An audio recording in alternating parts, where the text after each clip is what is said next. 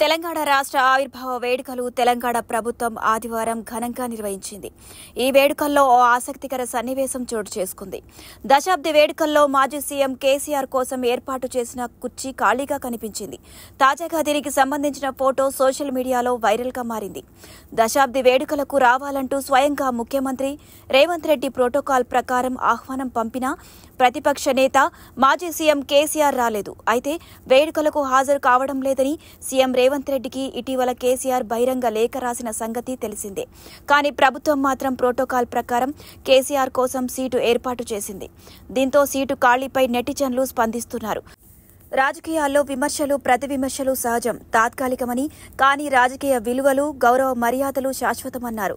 కేసీఆర్ రాడని తెలిసినా కార్యక్రమం ముగిసే వరకు ఆ సీటు అలా ఖాళీగానే ఉందని, కేసీఆర్ కు రేవంత్ రెడ్డికి మధ్య తేడా స్పష్టంగా అర్థమవుతుందని ఓ నెటిజన్ కామెంట్ చేశారు.